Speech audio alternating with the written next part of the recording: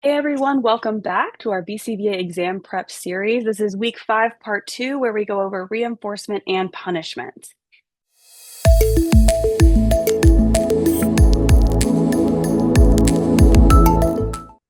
Reinforcement and punishment, here we go. We could spend a lot of time talking about these contingencies, and we do have some examples in this video, but it's really important to understand these and try to not associate these with either good or bad, especially when we hear the word positive or negative. In the past, we associate positive with good things and negative with bad things. But we really want to get that out of our viewpoint and just think of it as an equation, like math, adding something or taking something away. So, yes, some of these are associated with more preferred or non-preferred, but that's the terms we're going to use. And then positive is simply adding, and negative is taking away. And then when you combine those with either reinforcement or punishment, that's indicating what's happening to the behavior in the future. So, with positive reinforcement, this is something that's typically seen as good. You're adding something preferred to the environment, and it is reinforcing the behavior or increasing the behavior. And so I say mostly positive because, yes, typically we think of stickers or social praise or getting something really exciting at the end of the week that we worked really hard for, or getting our paycheck every 2 weeks. But sometimes there are teachers or parents that are trying to implement maybe a punitive strategy like a reprimand or something. And instead, it's inadvertently reinforcing the behavior. So that does happen. And we don't necessarily see that situation as good. However, if it's something that's added and it increases the behavior, even if it seems like problematic, that still is something we need to identify. So we'll do some examples in a moment. So positive reinforcement, adding something preferred, and it increases the behavior. Whereas negative reinforcement, we're taking something aversive away. So this, anytime you hear avoiding or escaping, that is going to be an example of negative reinforcement. It's something that we've learned how to escape or avoid things that we don't want to do. So think of something maybe this week that you've done and comment below on something that you've avoided or escape. So the difference here too is escape is you're already in it. You're trapped in the situation, in the loud environment, or in the overstimulating birthday party, and you have to figure out how to leave.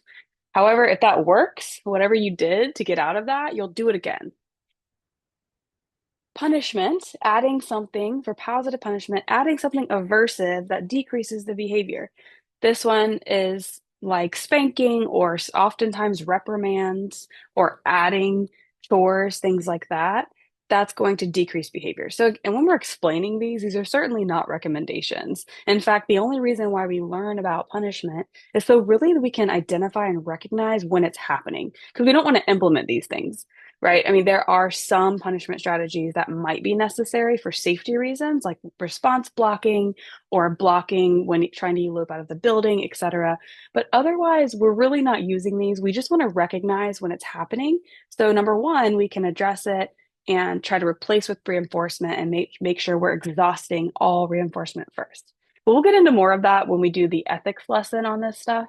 But I just want to, it's really important to put that disclaimer out there when we talk about this. Negative punishment is taking something preferred away that decreases the behavior. So there's parents that come in, it's like, we take away the iPad when he hits. And so he stops hitting. And it's like, okay, that even though you might be getting the outcome that you want, let's look at the process and intervention along the way to see if that's the most preferred thing to do. But nonetheless, negative is taken away, punishment, the behavior decreases. When we are breaking down these steps, this is a very helpful way to 1, 2, 3 step your way through the scenario. So I highly recommend writing this down, using this every time you have to break down these scenarios, especially on the test. So I wrote this on my whiteboard. And even in the moment when you feel like you know the direction of where this scenario is going, it's still important to break this down. Ask yourself, what's the behavior? Once we identify the behavior, we can then look at if it increased or decreased.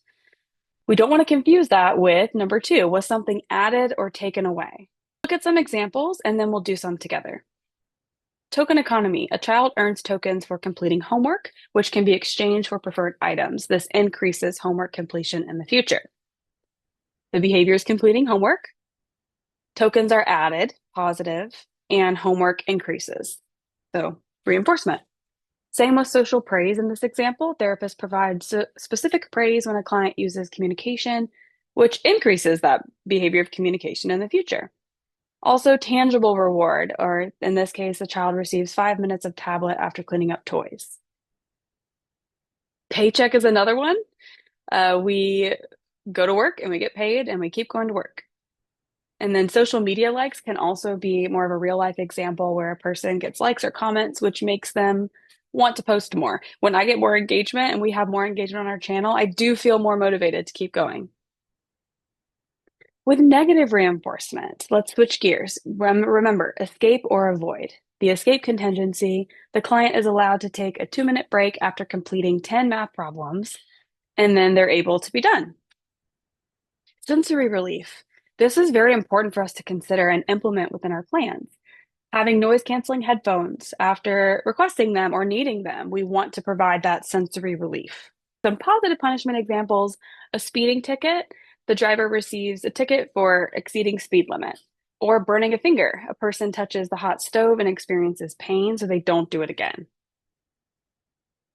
Negative punishment examples for timeout, a child loses access to reinforcing classroom activities for 5 minutes following aggression, and they don't do it again. In order for timeout to be effective, time in needs to be motivating. Response cost, losing a token or losing some type of recess time, and they stop talking out in the future. Or privilege removal, losing a tablet for 30 minutes after throwing an item, and they don't throw it again. Let's do some practice together. Let's do our 1, 2, 3 method. So first up, what about putting on a coat? What would this be? So first up, we have number 1. Let me change this color. What is the behavior? Putting on a coat. And number 2, was something added or taken away? Now this one's a little bit tricky.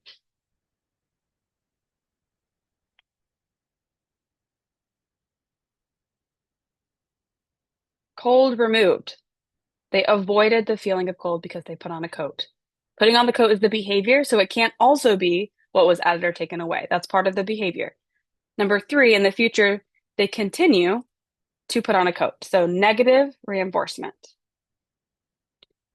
Coffee loyalty program example. Customer reaches points toward free coffee with each purchase, which gets them to go back. So the behavior is going to coffee shop. Something was added.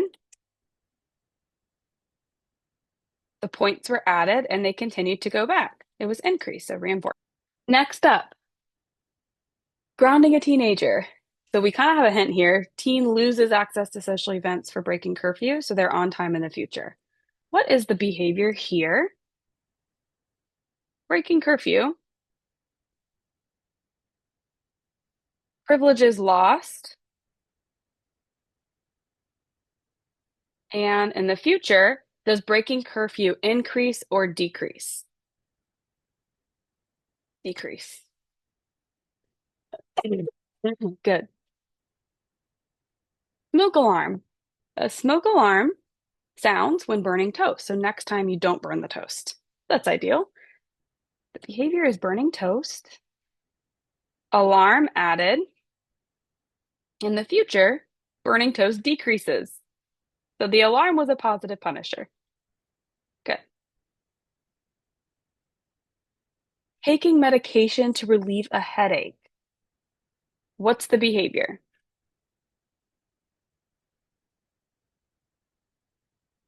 Was something added or taken away?